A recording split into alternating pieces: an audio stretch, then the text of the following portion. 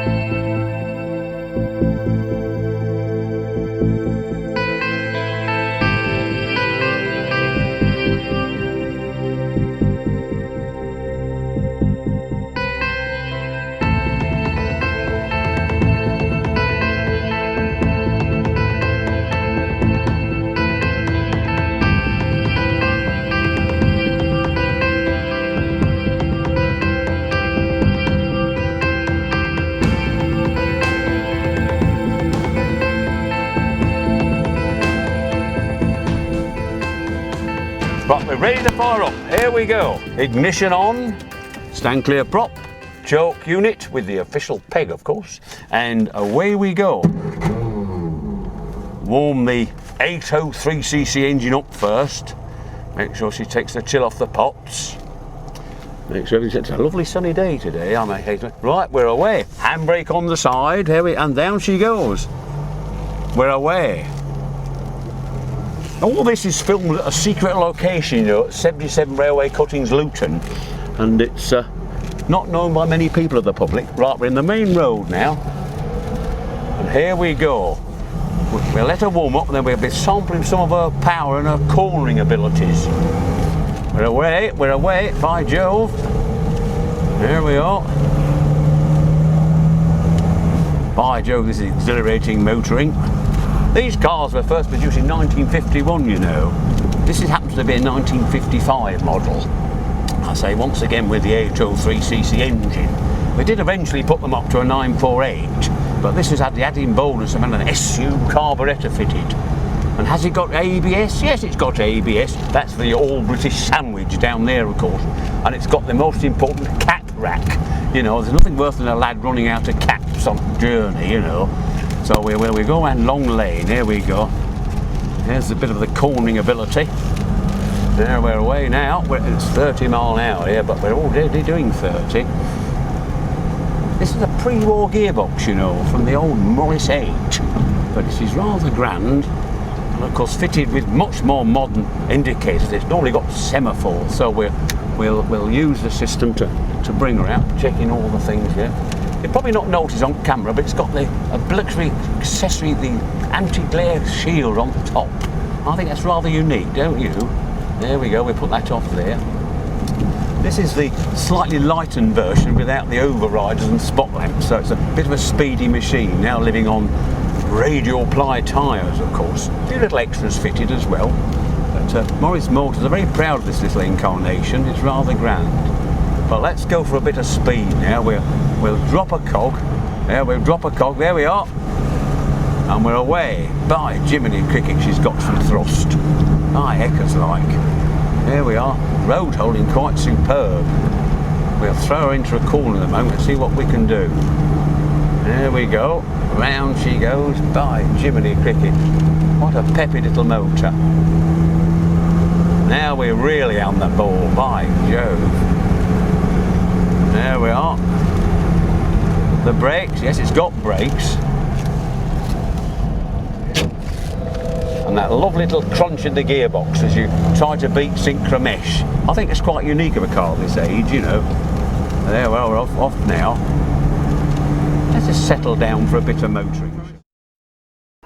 Now let's talk performance figures. For what you've just guessed, this is obviously the A30. 0 to 60 eventually. Top claim speed by Austin of 63.8 on a good day. Returning an MPG of 39.3. All achieved by this little 803cc, 28 horsepower, 4-cylinder A-series engine. What a little gem she is.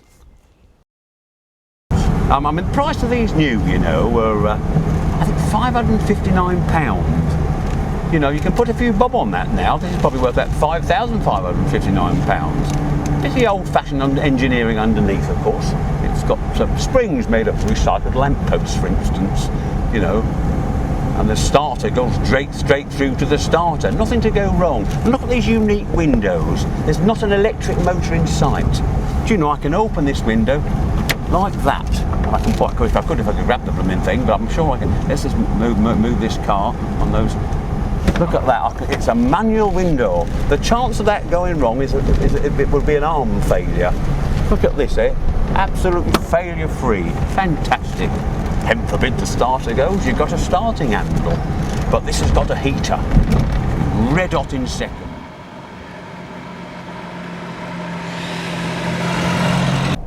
I mean, some of the lads go for Morris Minors, but by Jove, this has got the ticket on though. We try and see what the turning circle's like. Yes, it does turn. We must check our mirrors.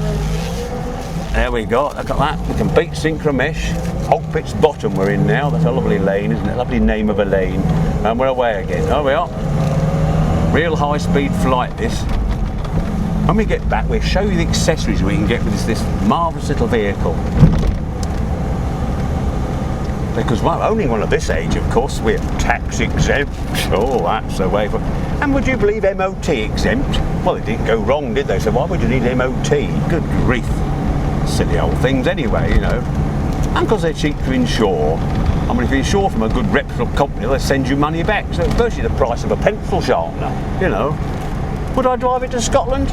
Well, eventually, if I had 6 months to do it in, but we don't need 6 months to do it in. And of course there's a race series, these are for-sale motor cars. You know, they race them at Silverstone and things. And of course the famous owners, titled people like Wallace and Gromit have got one, you see. Very, very important. And I think you'll find James Hunt had one too. He had and he had great fun with one of these. I mean, from a Formula 1 to an Austin A30, marvellous. And a hooter. Look at that, isn't that grand? Fantastic. I think that's a bit of a modification on that car. I think it had a bit of a blatter before that, you know. Here we are, we're having joint same. Now we'll just settle down for a little cruise now. We'll get her up to 40, that's what we'll do.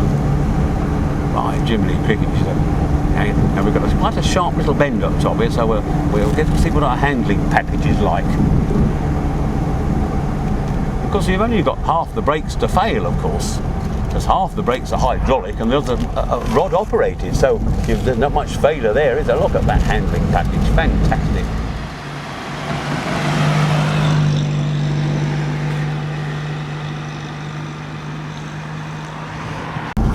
Right, we're coming into our secret location now. The 77 Railway Cuttings, Luton.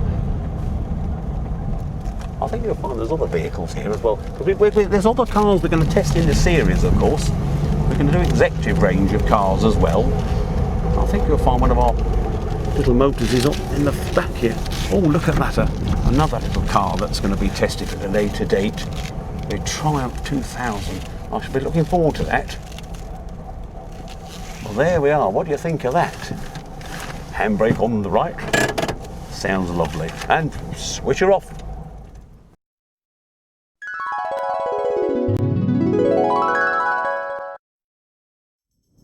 The mobile phone, and here it is. Look at this, modern technology at its best. I'll ring Mother. Oh, hello Mother, how are you? Very well, thank you. Just going out for a drive. I'm in the car with my new mobile phone, the very latest, you understand. But we can't go too long, as I say, because it's only about 100 yards before the cord pulls out. So stand by, off we go. God bless you. See you shortly. Now the next thing we do, as we promised, we're going to do a capacity test on the boot. But let's show what we've got. It's continence pens. What more can we say? Now we'll see how many of these we can get into the boot.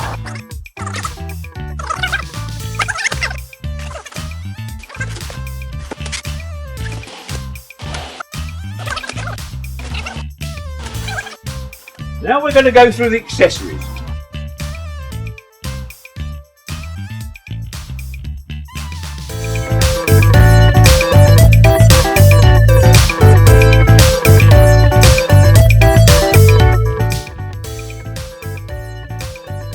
You'll probably observe what we've got here. Well, you may not be able to observe. It's camouflage. Very useful in certain conditions. Can run 3 Bunsen burners with all the accessories.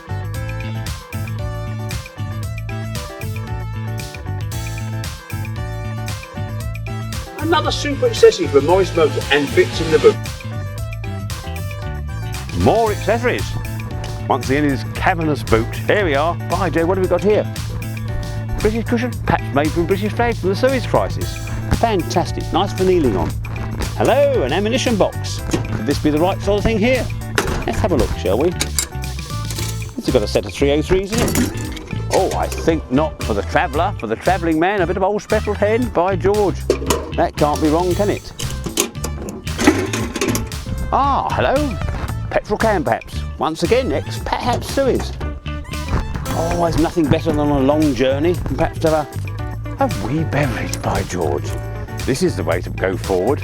Perhaps at night you might like a little light on the top. Make see what you can do. Shall we have a beverage? By bloody neck, let's have a beverage. Oh, I said, look at this. Fantastic. Have another one now, by Joe. Look at that, mate. Everything works in this country.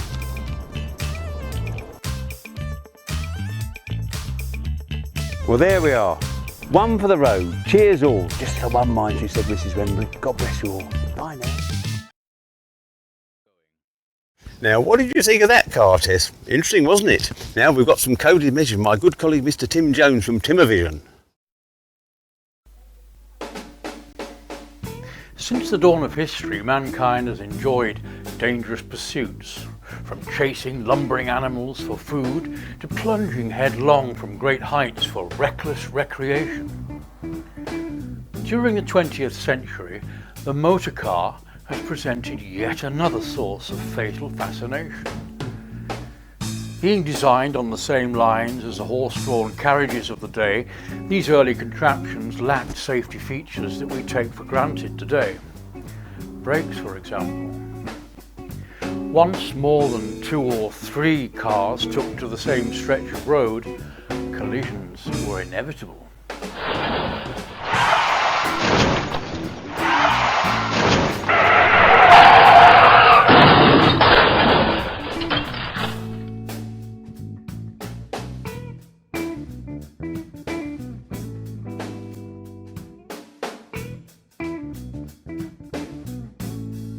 Car drivers continue to hurtle into each other or any other nearby object. Risk-taking brains combined with Mark I eyeballs lack self-preservation when it comes to wheels and engines. Failure to concentrate, looking without seeing, not thinking ahead, not allowing enough space and time to manoeuvre, all add up to these calamities.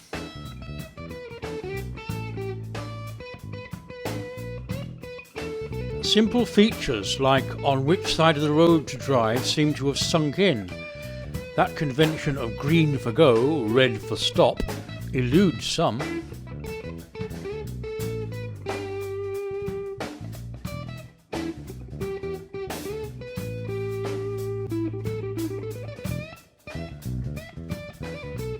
Congratulations! Here's your driving license, words that every new driver craves, but that little red book contains no advice on staying alive. In 1931, with road deaths running at 7,000 per year, the government introduced the first highway code. This slim volume explained the do's and don'ts of driving. It contained helpful explanations of road signs as well as advice on staying sober at the wheel. Since then, signs have increased in number and complexity. Some are quite baffling.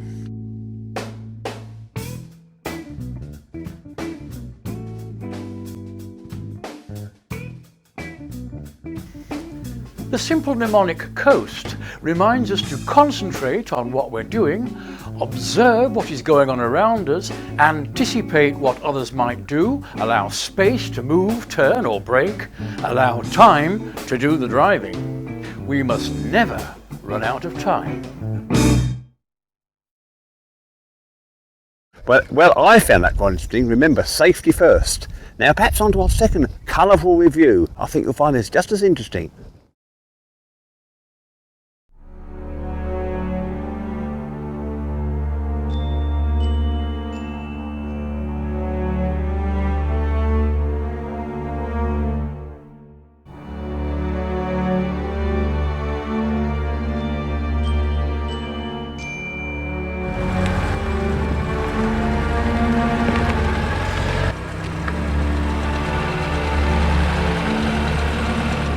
Well, good morning once again. Another road test from Morris Motors. Let's fire up this little thing. I'll tell you what it is in a minute. You may have worked it out. Fantastic. Right, it's into gear and away we go. Now this bears a striking resemblance to the Mark V Cortina, but it's a reincarnation from Morris Motors. And we'll show you what she can do. This actual car holds the record for going around the M25 before the toll, you know. It's quite remarkable. Good little car, sporting a sporty little 4-cylinder 1600, because it will out-accelerate most BMW of its day, of course. Now we get ourselves out of this little estate. You have to watch the speed limits of these little cars, of course, because the police once took a photograph of me to congratulations on beating their limit, which I thought was very, very sweet of them. Right, let's make a decision here, then we'll go for our full burnout test. I think they mainly built them for the banger track, really. There's not very left. This is a bit of a race car. Oh, we've got a. They're quite used to having these behind them, these Cortinas. Already we've been pulled over. Fantastic. Rep special, of course, in its day. Absolute rep special. Safe little car to drive, because once you've hit another red car, you can go for any colour, of course. And it has the ability to chase cars right up their backside. Also known as a Dagenham dustbin. I don't know why. Japanese cars are the rubbish.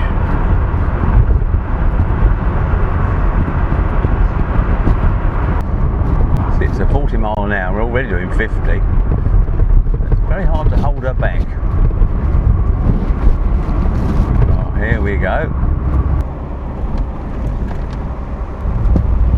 Because most of these cars were built on banger track specification, of course. The bangers have taken 99% of them away now, along with the Granadas, and so they obviously got that right. I mean, who'd banger a Yaris, for instance? Have to be barking mad. So now we're in a 40 mile an hour now, so let's see if we can beat that, shall we? Let's have a go. Oh yes, we've beaten that quite happily.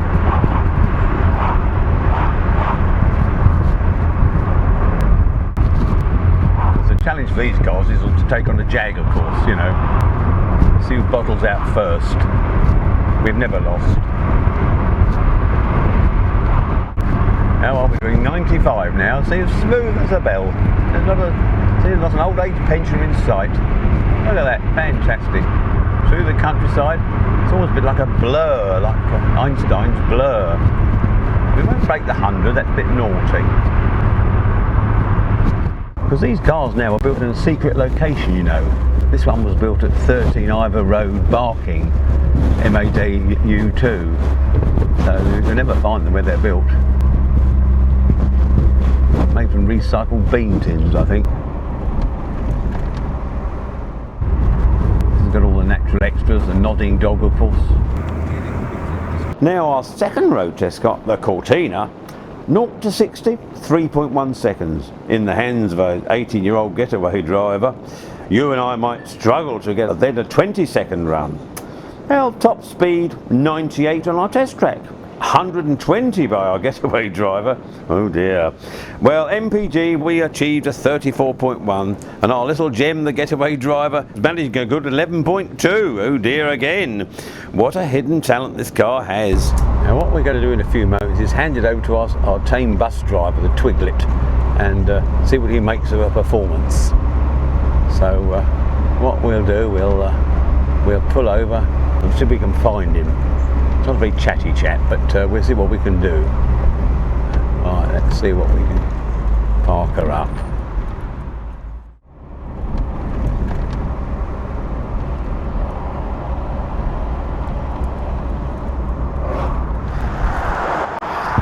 So now, for a proper test of this car, we're going to have to hand it over to our tame ex-bus driver.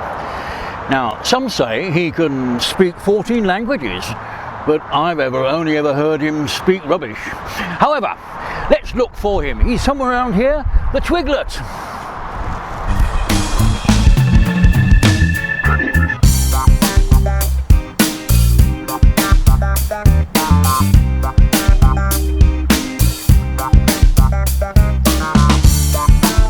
Right, is that now nice and comfortable for you? Can you find the keys all right? I want you to go up the road, onto the track, and go round the first bend as fast as possible. Is that okay?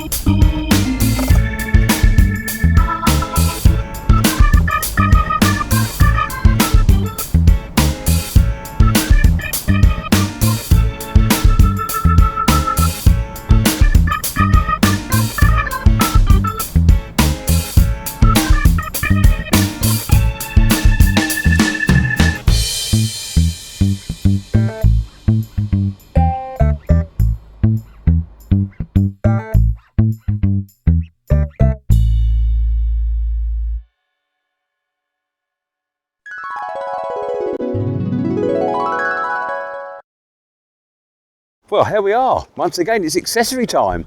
Now let's see what we've got in the boot there. Now what have we got here? Oh, hello, Teddy. What are you going to show everybody today? Well, basically, Uncle Jeff, I got the new MkII system. Oh, have you, by the way? Shall I pass it and have a look? Well, there we are. There's the travel microwave. What more could you ask for here? Fantastic. A little bun to be cut while one's going on as the busy representative of the road. Well, thank you, Teddy. That's very kind of you. And what about some entertainment with music? Well, I've got music as well. You've got music as well. What is it? It's the latest player, CD player. Is it, by George? Well, we'd like to look at that. Oh, and here it is. By Jiminy Cricket, this is the business. Look at this. How many discs have you got, Teddy? I've got about half 5 discs in there. That's really good. I'm amazed. Well, thank you very much indeed. And Matthews, what have you been drinking? Well, I've had a little light beverage. I can see it. May I have a sip of the same? Well, it's extremely kind of you, Teddy. Thank you very much indeed. God, cheers, everybody. My goodness. Thank you. And what do you think of Red Hot Tina, eh? Fantastic. Well, the next little bit part of the programme, I'm going to indicate something to you. So over to my friend, good Mr. Timothy Jones. Well now, ladies and gentlemen, in our continuing series of Safety First, don't forget that seconds taken now can save the rest of your life. Geoffrey, Hello. tell me about Flashing indicators. Oh, flashing indicators. Well, it would appear over the period of time that we weren't happy with putting our arms out of the window, thus, and waving and what have you. So the government, in their wisdom, decided to put flashing indicators on the cars. Now, many people thinking there was actually a failure in the wiring system, but this will actually indicate that you're turning to the left of demonstration, the left, or buzzer, the right. Now, there is a wee complication with this system, turn off, with the hazard flashers, which my Ableton will demonstrate. You see, in an emergency, you can put the hazard flashers on, but oh dear, oh dear, oh dear, oh dear, oh dear, oh dear. Do you know, they designed these cars with thousands, listen, they designed these cars, and I've been to more car launches than you've been to hot dinners, for ladies, the dimmest of the world, for ergonomics to work. So in an emergency, you can within milliseconds operate the emergency flashing system. Now, operating every other lamp, washer, rear lamp, tyre deflection, inflation system is not going to help the man behind. However, in the very, very, very front of the dashboard, there's an indicator with a red triangle saying there's a danger system. And there we are. Bonk. Oh. You see, this is what's very important. How alarming. How alarming is that? So at this particular point in time, we now have a system where no one has a bloody clue where you're going. So now what do we do, young Mr. Jones? Stop. Stop, indeed we do. Now this is often used for the wrong reason. So if they want to stop at Sainsbury's and buy a loaf of bread, on go this ridiculous system of having a clue where people go. But once again, my Ableton certificate will now turn aforesaid off. Voila! Oh. The car has now got back into safety mode, and the journey can continue safely with the left and right indicator. Oh, does that explain it, Mr. Jones? Well, yes, it does in a way, but here in Britain, we're a very reserved lot. It's rather rude to tell people where you're going to go, isn't it? Well, I mean, wouldn't we want to keep quiet about something like that? Well, I don't know. I personally go back to hand signals, which is obviously the turn left, the turn right, or if someone upsets you, they obviously signals, which is very rude indeed. Those hand signals. You know, there's all sorts of signals one can do, or the straight on, as it were. But there we are. But should there be electrical failure, of course, you have to go back to the hand signal, the passing signal, which many people don't know about that. The other passing signal, the slowing down, the taking off signal. You know, I've got a itchy nose signal, itchy ear signal, all very confusing and dreadful with the phone in the ear signal. Oh dear, oh dear. So there we are, Mr. Jones. That's 3 points and 100 quid. 3 points, indeed it is, Yes. Indeed it is. So there we are. Does that explain the system of indication? That's very good. So don't forget, safety first. Safety first. Magic. Well, we've run out of time. The car's exhausted, we need to refuel, and the light's failing. So we hope to see you next time. So it's goodbye from Morris Motors. Until next time, have a safe journey home. God bless you all.